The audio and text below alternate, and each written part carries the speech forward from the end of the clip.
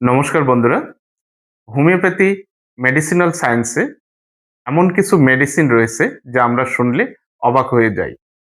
ঠিক তেমনি অবাক করার মতোই একটি খুব গভীর ক্রিয়াশীল একটি মেডিসিন রয়েছে হোমিওপ্যাথিতে। আর সেই মেডিসিনটা হচ্ছে এক্স-রে।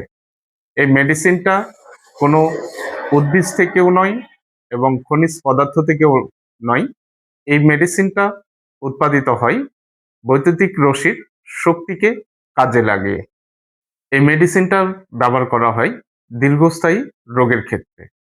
এই মেডিসিনটা খুব গভীর ক্রিয়াশীল হওয়াতে এই মেডিসিনটা দেখা যায় যে যেগুলো দীর্ঘস্থায়ী রোগ রয়েছে সেই রোগের ক্ষেত্রেই এই এক্স-রে হোমিওপ্যাথি মেডিসিনটা ব্যবহার করা হয়ে থাকে।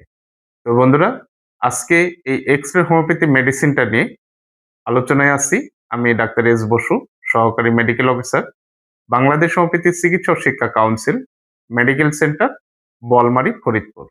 দেশ ও দেশের বাইরে থেকে যে সকল বন্ধুরা আমার ভিডিও নিয়মিত দেখে থাকেন, তারা হোমিওপ্যাথি চিকিৎসা এবং হোমিওপ্যাথি মেডিসিন সম্পর্কিত যে কোনো বিষয় নিয়ে আলোচনা করতে চাইলে আমার সাথে যোগাযোগ করতে পারবেন। এই এক্স-রে হোমিওপ্যাথি মেডিসিনটা নিয়ে প্রথমেই যে সমস্যাটা নিয়ে আলোচনা করব সেটা হচ্ছে ত্বকের সমস্যা। দেখা যায় যে অনেকের ত্বক খসখসে এবং খুব শুষ্ক হয়ে থাকে।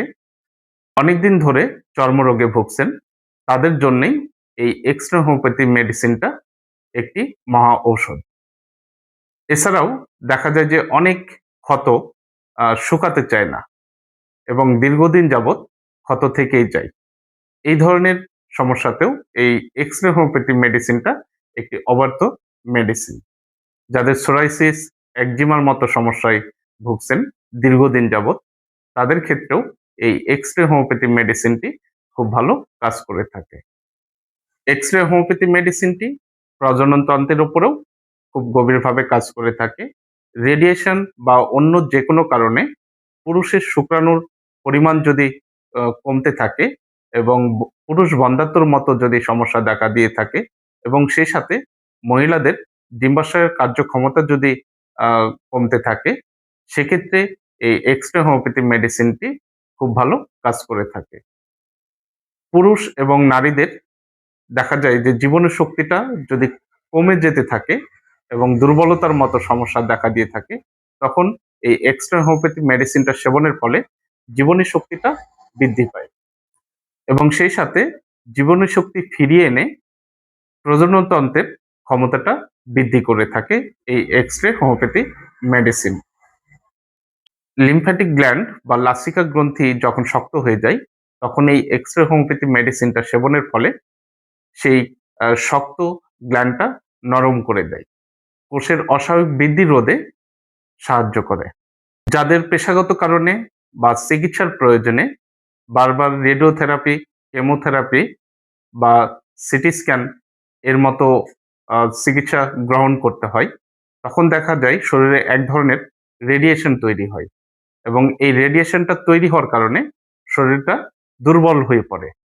সেক্ষেত্রে এই এক্স-রে হোমিওপ্যাথিক মেডিসিনটা রেডিয়েশনের যে কুফল বা ক্ষতিকর যে দিকগুলো রয়েছে সেগুলো প্রতিরোধের ক্ষেত্রে বা প্রতিষেধক হিসেবে এই এক্স-রে হোমিওপ্যাথি মেডিসিনটা কাজ করে থাকে।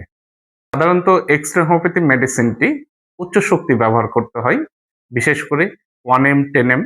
তবে এই মেডিসিনটা দীর্ঘদিন সেবন করা যায় না। মেডিসিনটা যেহেতু একটি গভীর ক্রিয়াশীল মেডিসিন, তাই আপনারা এই মেডিসিনটা সেবনের পূর্বে অবশ্যই একজন অভিজ্ঞ রেজিস্টার্ড প্রাপ্ত হোমিওপ্যাথি চিকিৎসকের পরামর্শ অনুযায়ী এই মেডিসিনটা সেবন করবেন। আমার আলোচনাটা যদি ভালো লেগে থাকে তাহলে অবশ্যই শেয়ার করবেন এবং আপনার কোনো মন্তব্য থাকলে কমেন্টস করে জানিয়ে যাবেন। পরবর্তী হোমিওপ্যাথি চিকিৎসা এবং মেডিসিন সম্পর্কিত যেকোনো আলোচনা পেতে অবশ্যই চ্যানেলটা সাবস্ক্রাইব করে রাখবেন। হোমিওপ্যাথি একটি বিজ্ঞানসম্মত চিকিৎসা পদ্ধতি। এখানে শিশু, নারী ও পুরুষের যেকোনো জটিল ও কঠিন রোগের লক্ষণ অনুযায়ী চিকিৎসা সেবা প্রদান করা হয়। তাই আপনারা যেকোনো রোগের জন্য অবশ্যই একজন অভিজ্ঞ হোমিওপ্যাথি চিকিৎসকের পরামর্শ অনুযায়ী আপনারা চিকিৎসা সেবা গ্রহণ করবেন। সুস্থ থাকুন, ভালো থাকুন। ধন্যবাদ।